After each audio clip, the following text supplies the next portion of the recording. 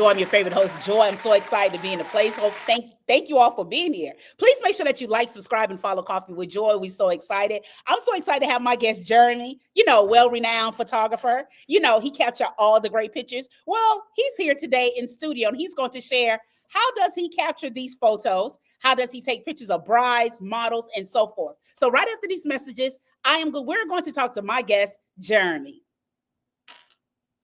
Welcome back to Coffee with Joy. Yes, I'm so excited. Here's my guest, Jeremy. Woo! What up? Brother Jay? What it do? What it do?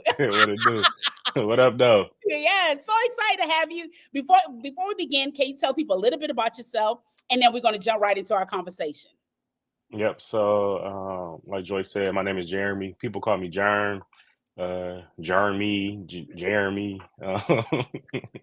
Um, I've been doing photography for 15 years, and this is what I do full time. I've been full time for 10 years, and I have a 5-year-old son that I just love so much. And my purpose has kind of shifted. He actually enjoys going on shoots with me and photography and things like that. So now I feel like I'm doing it for him, as well. So yeah, that's a little bit about me. Wow. So how did you get into photography? What became your passion, then now your full-time, occupation? Yeah. When I was younger, right after high school, which was in 2008, Obama just got elected, and I ended up working at my school that I just graduated from, like in the office. And with that, there was a photographer that did the school photos. Um, and I kind of drawn a liking to him. But at the time, I had a friend that did photography too. Now, mind you, this was 2008, 9, 10. Photography wasn't cool like how it is now. Like a lot of people wasn't doing it. It wasn't the thing to do. This was before Instagram. This is when Facebook. You had to have your college email. Just wasn't it.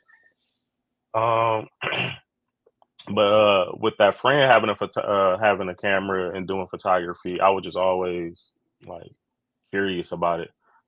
So I started like doing the YouTube thing, looking stuff up, and just kind of doing my due diligence. Um, and then, like I said, I gravitated towards the photographer for the school, and with that, I started doing other jobs and stuff with him, just for the experience, just to get that experience. But with me working in the office, I also was seeing the checks that was being cashed to this man, like cut to this man, and I'm like, hold on, because if you ask my dad, growing up, like I I always been about money, and I don't know what it is. And he always had this running joke that like money finds me, he's like, I gotta go searching for money and working for money, but money just find a way to find his way to find you. Yeah. So I would be lying if I didn't look at photography as an opportunity to make a business out of it.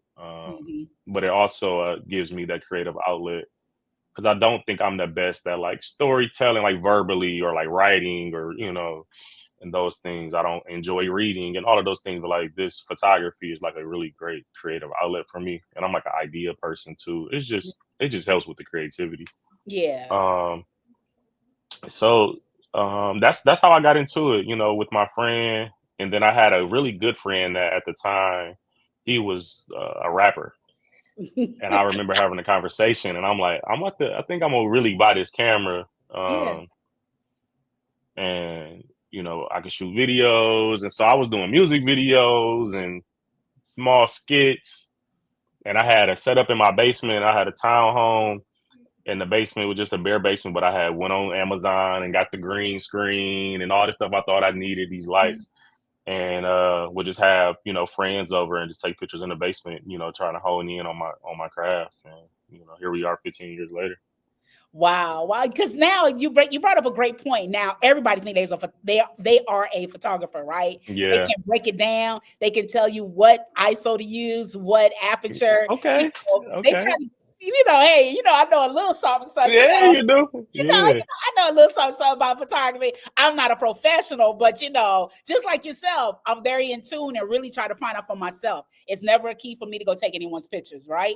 But many people nowadays think they are professionals. They think they can Yeah. tell you, or they don't have a rhyme or reason. What do you see the pros and cons from when you started and you really tried to own that craft versus now when these phones are set up to meet the camera status, you know? So what do you Yeah. see the pros and cons of being a photographer versus when you started to now?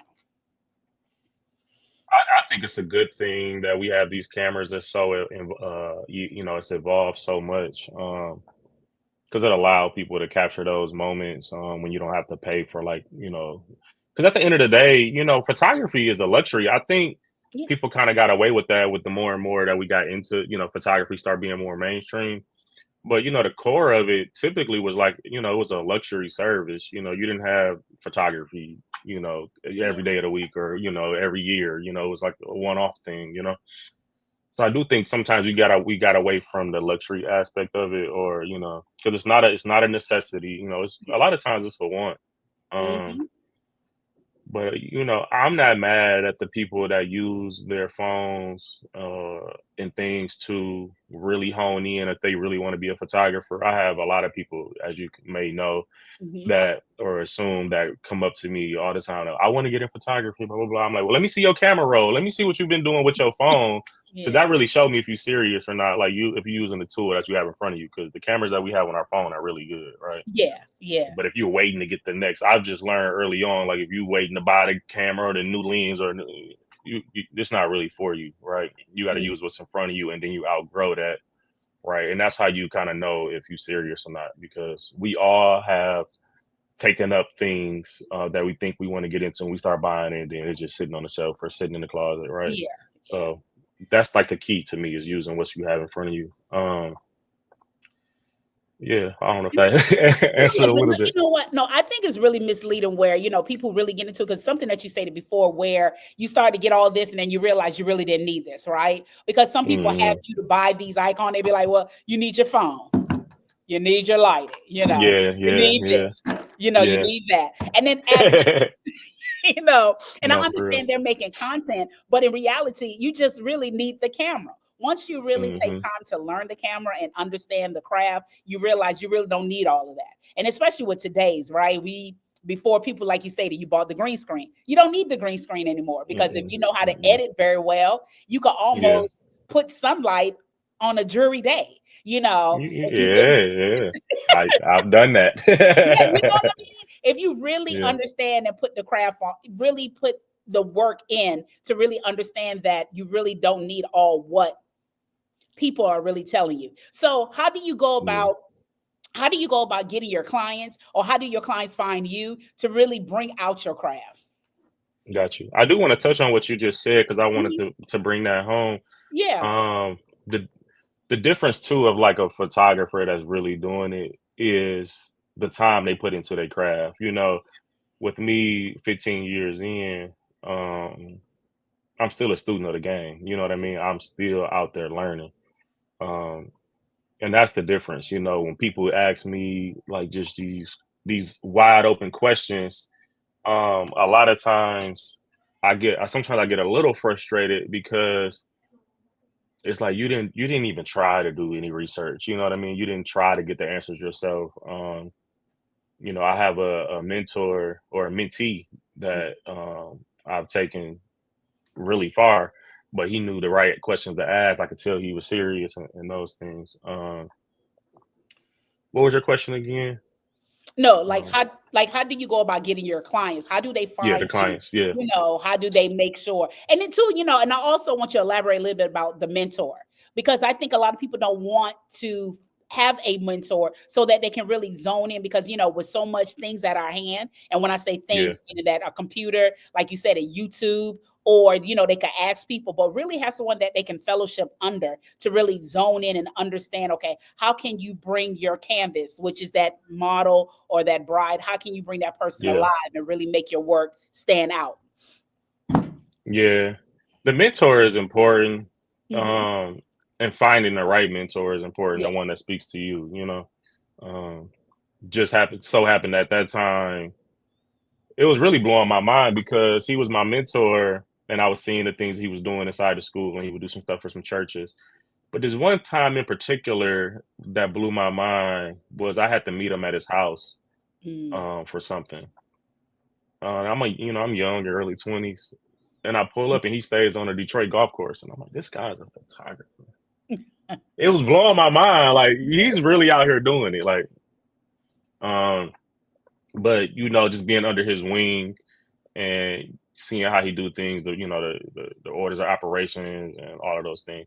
And there's also me just being the type of person that I am is like, okay, how can I do what he's doing but better? Yeah. Like, and if he's doing this and making X, I know I just had that in me. Like I know I can do better than like you my Right. mentor, but I know I can get there one day. Um, as far as your other question, how do I like get clients and things Mhm. early on, and people still struggle with this. Early on, I really just photographed the people that was in my circle, in my surrounding, for free. Pull up, let's collaborate. Um, I wasn't so money hungry.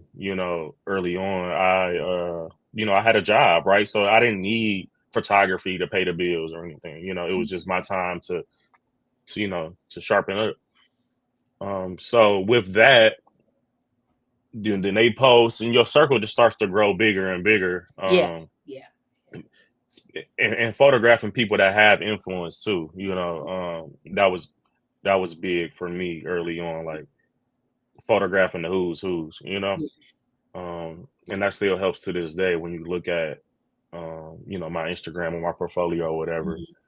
A lot of times people come to my page and they're like, yeah, I know such and such and such and such. You know what I mean? So that helps with the relatability or the trust and wanting to work with me because I didn't work with their friend or their Yeah. coworker or whatever. So that helps. Yeah. Okay. So after these messages, we're going to continue to talk to my guest, Jeremy. Please make sure that you like, subscribe, and follow Coffee with Joy. Now we're going to find out what is his niche. What is it that he does with, of course, the love is photography, but we always have that one niche, right? What is something that he gravitates to and what can he share to other photographers? So right after these messages, we're going to talk to my guest, Jeremy. Cute in the gym. Well, these cute workout sets are the bomb. Make sure that you hit the PayPal QR code and so that you can find out more about these cute sets and so much more. Let's get to working out. Yes. Welcome back to Coffee with Joy. So excited to have you all in the building. Please make sure that you like, subscribe, and follow Coffee with Joy. And if you would like to monetize, please make sure that you stay towards the end and you can follow our QR codes. So I'm gonna bring my guest Jeremy back up online. Hey, brother Jay. Hey. Hey, I'm in here. So, just a little backstory. So I met Jeremy at my friend's Tiffany's wedding in Michigan, Detroit, Michigan. And he was such a life of the party. I probably was in his way because I was like, quote unquote, Tiffany social media. And he's probably, this Yeah, girl will get out my way. But I couldn't help it. we had a good time. We We had a did. good We time. did. We We had did. a great time. And it was a must for me to have him on the show because if you all see the pictures, of course, you'll see them here. I mean, did a tremendous job, him and his team. So, how do you go about your brides? How do you capture the bride? It's like, wow, how you bring the bride alive, even though they're already dolled up, they're beautiful, but Yeah. no one would never know and about that part. They would never know the behind the scene. They just look at the actual picture. Like, what is your intent when go after a That's a bride good or one. any groom? You know, Well, with my clients, period, I think there's a level of comfortability to it. hmm Um, and like you said, I'm really myself when it comes to these weddings. I'm not, whether that's good or bad. I'm not super reserved. I'm not super quiet. You yeah, kind of know, but I'm also not taking over the scene or anything. I don't know. yeah. I'm just me, It's right? a balance. And it's a Yeah, balance, yeah. And I think that my typical client really enjoys that. None of my clients are models. Like if when the images show, you they might they look the best. They look great, but they're not models. So a lot of times I get clients calling me like, I see you shoot a lot of beautiful people or these models, and I'm like, these regular people. They work corporate jobs or got a business, and I just do my best to make them feel comfortable and get those flattering shots. But hmm I don't shoot models. I say this all the time. Like, models is not my forte. Like, if you put a hmm model in front of me, I might not know what to do. You know what I mean? Like, I don't shoot models. So, and again, I'm in it for the money too. So it's like models want to get paid. I want to get paid. Who getting paid? I can't shoot models because there ain't no money in it. We in Detroit, so Right. who getting paid off of shooting models in Detroit? So What made you go after brides? What made you start doing wedding? Because to me, I think that is so hard because this is like a one and done. If you don't do your full research or background or really know what to capture, you can really break a bride's spirit. And the reason I know we're saying, keep in mind, people, we're saying bride and groom, okay? But I'm just saying bride. Right, weddings. Just weddings, okay? We know some groups are like, they in the detail, but I'm pretty much sure if I bring up statistics, I know it's very, very small that some grooms, we talking about heterosexual men, grooms are very not into the detail, but many women are. Yeah. So you all can agree with me with that. But so when I say bride, I'm saying bride and groom. So like, what made you go after the bride? What made you decide to do weddings? This wedding experience, because I feel as though you can't mess up. You can't go wrong with that. I think just from early on, I captured so many different genres of photography, where at a high level too, whether that's corporate events or just regular events, whether that's headshots, whether that's beauty, whether that's lifestyle, and wedding brings that all together, right? Weddings is a little bit of posing, a little bit of like documentation, like documenting. It's a little bit of events, it's a little bit of everything. So it was like it was the perfect thing to do. Was weddings. And I like, for some reason, I like doing the hard things. I don't know. Like I'm working on something, and this might be segued a little bit later. But I am working on like a new business. That it's a headshot business where I'm taking on more corporate clients, and I had thrown an event about a month ago now, and I put together a headshot event. And what I realized at first, it was a 2-day event, but that first night I left, I had so much energy, like I was just like pumped up. And I'm like, I really enjoy this. I really enjoyed a one-on-one with the person that, truth be told, don't want to be in front of the camera. They just know they need a good shot, Yeah. But I'm able to break down that barrier, get that good shot for them, pose them, put them in their best, try the different angles. And then also connect with them on what they're doing. Why do you need this headshot? What are you doing? So then I kind of start getting in my consulting bag, in a sense. I'm talking about, have you thought about this? Oh, I love that. Or, so it's just like having that connection. But what I learned with doing headshots is I love that one-on-one. Yeah. And breaking down those walls and getting people to like they're most comfortable and get that good shot. And I think that's great because it makes you better. So that now when you continue to do that corporate headshot, you know exactly what tool to bring out. You're not fishing. Because again, we always fish when it's the first one, right? And it's not to say it's bad or good. You got to start somewhere. And by starting somewhere, you're able to really identify this individual. Because again, if you're doing a barber, and if or hairstylist, there's certain tools that kind of hold in their hand that kind of speaks. So you will know how to gear and guide them, because many people will have a headshot and be like, okay, I just want a headshot. Not knowing that if you are like I said, a stylist, we could hold up the curling iron. Because if I were to look at that picture, automatically that would just boom, oh, she's a hairstylist. Exactly. That's that lifestyle. Yeah. Correct. Or she just probably made the product, but it automatically zones you in when you can help the individual who's putting that headshot together. Because again, taking pictures, I know many people say it's easy, but it's not really that easy, especially when you're selfies or, candid. Yeah. I don't even put those it's in. It's a lot of layers. Yeah. I don't even put those in even in a staircase. When taking a picture and really going after it, you really want to be thoughtful and mindful, because some pictures you can use over and over, because I remember my first headshot. I got a client. She's still on Facebook posting shots that we did a decade ago. They look good. I DM'd him like, girl, I know you don't look the same a decade ago. We gotta but it looked that good that she still use it. Onto the educate. Onto the even with headshots, like I followed some of the best New York and California, LA headshot people, right? I have their book. I went to their seminars. I'm learning about the particular way to light the subject. I'm learning about the posing and what makes a perfect headshot. So really, again, being, a student of the game is like, yeah, I can Mhm. take a picture, but like, how do I really hone in on the headshot? You know what I Yeah, mean? yeah. And see, that was gonna be my next question because I think a lot of people once they feel as though they reach this hierarchy, Hmm. I'm no longer a student, I no longer can Yeah, learn. But when you put yourself in that box, you're really defeated. It's feel like you're just completely done. But going to yeah, these events, because I tell people all the time, you have to move yourself, meaning that not everything's going to come to you. So that means you may have to right. take a trip to LA.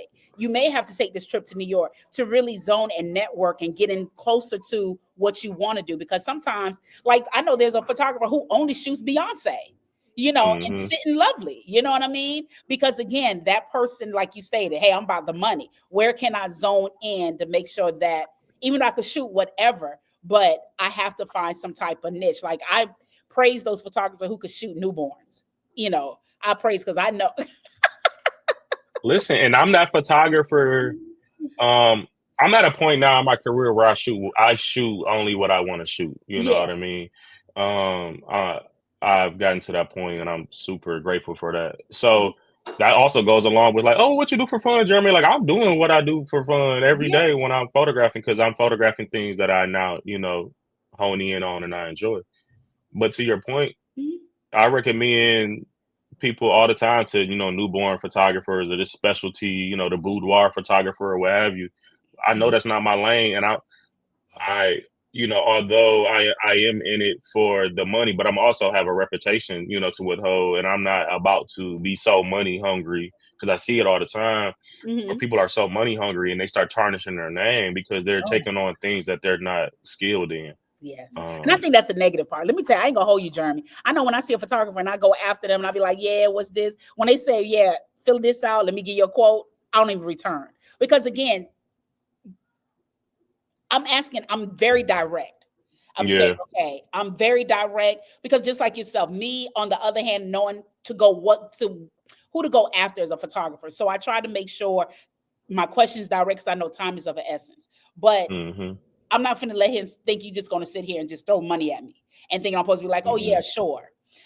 At some point, I know you work for this level, but help me understand as a client, because your page is not really saying what the price should be. And if it is, highlight it. Because see, to me Yeah. nowadays, social media, I know me personally, this is my opinion, but social media, if you're really into entrepreneur, let that be your soft resume. If you say that you do cake pops, let it be cake pops. Because I Yeah. know for a fact when people go after and they see you, they could honestly say this person does cake pop.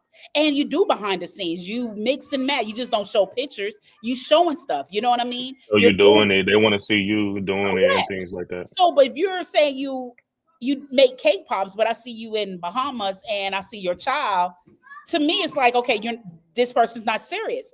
At some point, I'm not saying you can't have fun, but you are at liberty to make another page where you can show I, your fun and excitement. yeah, yeah. I want to touch on that.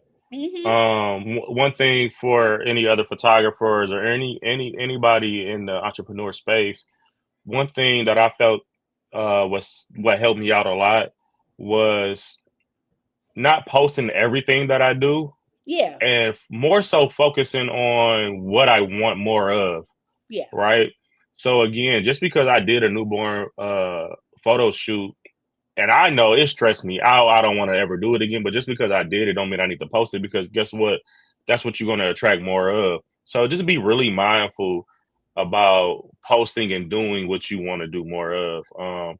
And let's just say you want to do newborn photography, um, and you don't currently do it, then you put a post out there, or you have some family and friends that might have having a child, and you do your research on how to get the best thing, and then you start taking those photos, and then that's what you start posting, right? You don't post the events and the birthday and the whatever shoots if that's not what you want, so be really really mindful about what you're posting because yeah. that's what you're going to attract more of. And I totally agree. And so Yeah. I think, and that's another thing. Again, we people get so excited they just want to post, and sometimes that Yeah, post can work against you when you it haven't can. built that craft up. And that's just with anything. Because I still have pictures that I haven't posted, right? But again, I know my Hmm. rhyme and reason why I have it. Why I have things certain things. Because see now. like myself, when someone I reach out to be on my podcast, when they see my page, it's almost now the percentage. I know the data is almost like 80 to 90% yes. Because when they look at Mm. my page, I'm not some bot, but I'm still working Yeah. on things behind the scenes to really bring more. But that's just letting God do his thing. You know what I mean? That's just letting God do his thing. So Amen.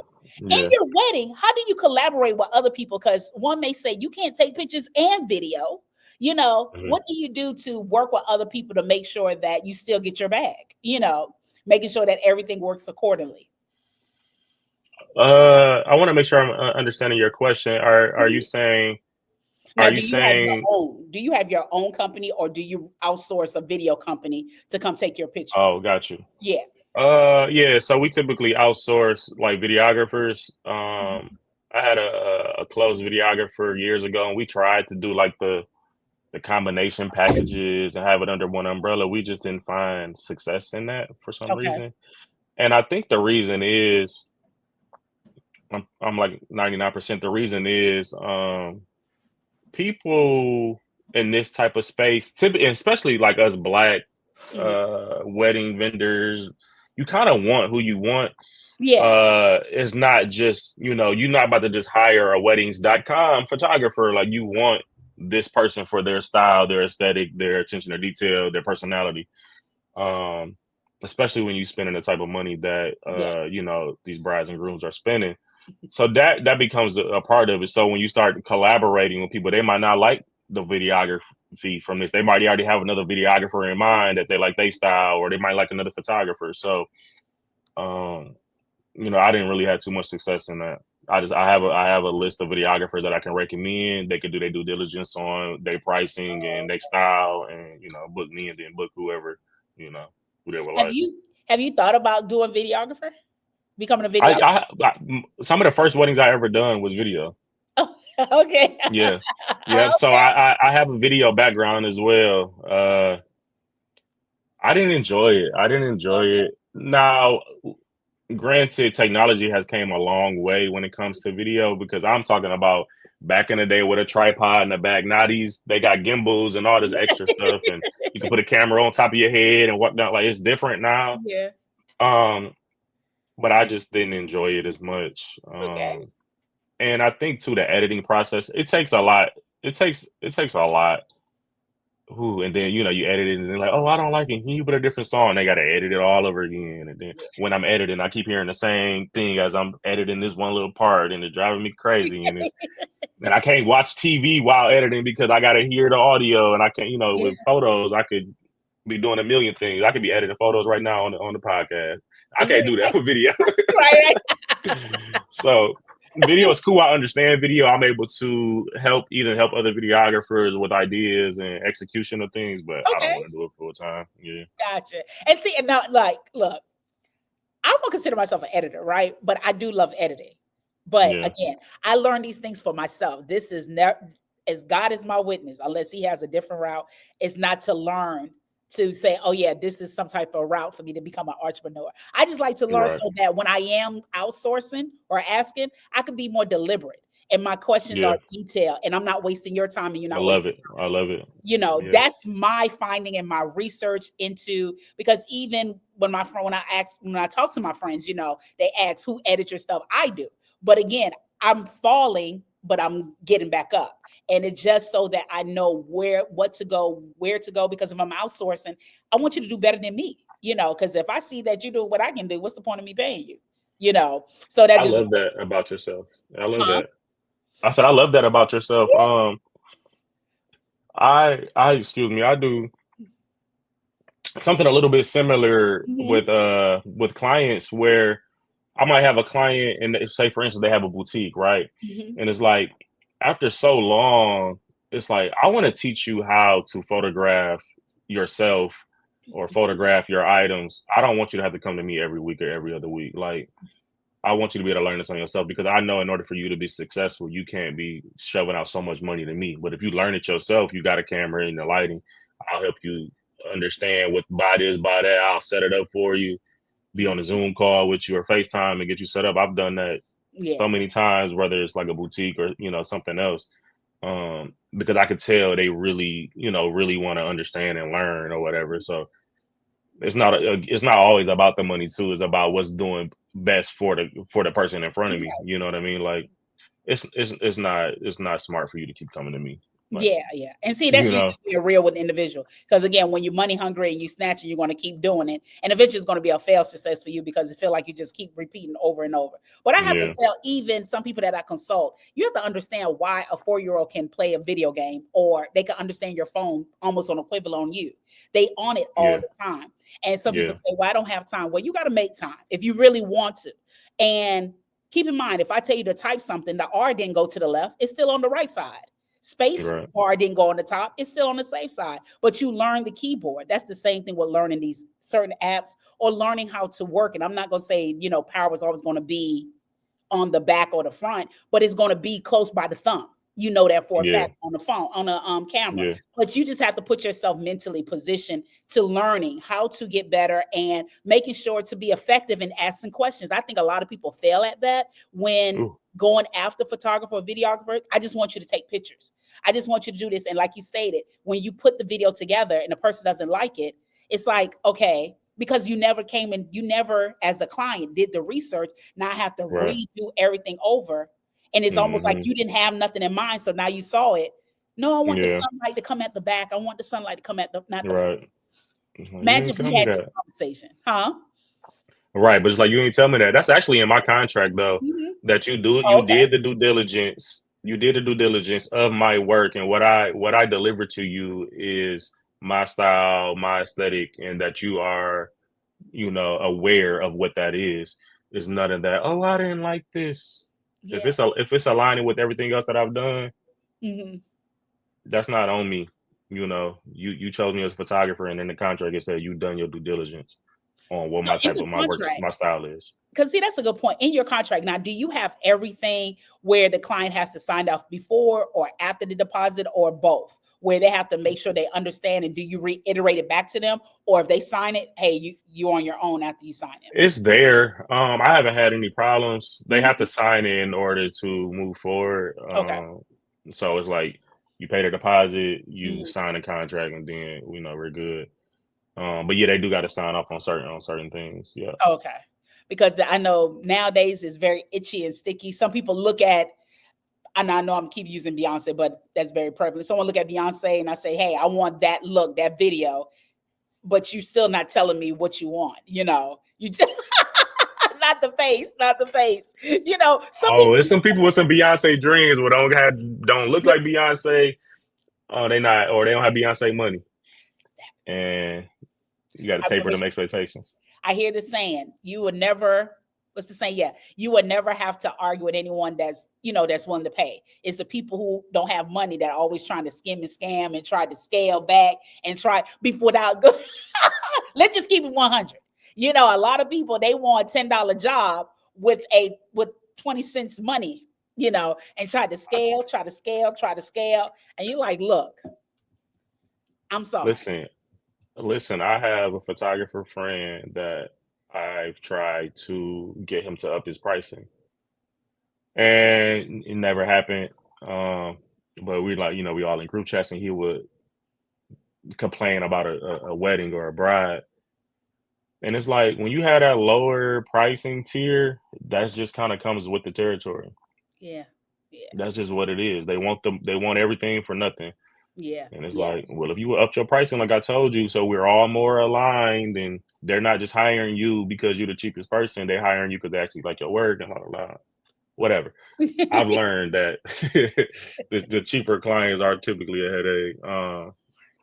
And that's another reason why I'm getting into the headshot business Hmm. too. Is the expectations aren't as grand. It's not that much pressure. Yeah.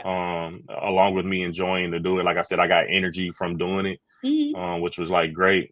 But there's not the weight of a wedding. And I don't mind the weight of the wedding, but if I can make the same amount of money doing corporate stuff, it's like okay, well, and one thing about the corporate thing, they just want the job done. They don't care if Jeremy show up or my assistant show up, Yeah. right? But if I let my assistant show up to a wedding and they're like, well, where Jeremy at? Yeah. So it's just a different ball game. So if I want to be able to scale and build a business, Mhm. I have to be able to do that without me being in the front of it. And Yeah. Yeah. that's what I'm working on now. Oh, okay. So I know we could talk all day because I'm saying this is my love right here. I love me a Yeah, good yeah. photographer, videographer. I love it. But of course, yes, as of today, I can say that's not my lane. My lane is this right here. Yes, this No, is you my do lane. great. Yes. So what keeps Jeremy going? Prayer, scripture, because we know just like any other entrepreneur, every entrepreneur could share, they have their ups and downs. But what keeps Jeremy going in this photography world? Yeah. I think what keeps me going is it's just touching on everything we already talked about, just being a student of the game, Yeah. wanting to learn, learn Mhm. more, the interaction with the people, my son, those things are, what keeps me going. It might start off a little rocky or a little cloudy in your entrepreneur journey, but once you start getting more in line of what you really want to do, those those bad days are few and far in between once Mm. you start being in alignment. So just know if you are going through those moments or whatnot that the sunshine will come eventually. Just keep your head down and keep just grinding and working. So I'm blessed to not have too many rainy days. Yeah. I do know that with this new venture that I'm going on, I know it's going to be some hurdles or whatever, but I'm going into it knowing that, and I'm gonna just keep pushing forward. Yeah. Awesome. Thank you so Yeah. much, Jeremy. Thank you for being on Coffee with Joy. So Thank excited you. to have you all. So again, please make sure that you check out my friend Jeremy. Of course, his social and everything will be located on the bottom of it's located. It is located in our description. And if you have any questions, please make sure that you reach out to Jeremy. I know he's all things photography. He started back in '08 and beyond. So he definitely have answers towards your question. And if you would like to patronize our company, please make sure that you follow our QR codes that's located on the screen here. Any amount will do to help move our company towards success. And as always, if you would love to be a guest on our show, please make sure you go to our website, which is thecoffeewithjoyshow.com, or email us at the coffeewithjoyshow@gmail.com as well. And if it's a weekday or a weekend, it is Coffee with Joy. Until then, you all live life on purpose, and see you all at the next episode. Bye-bye.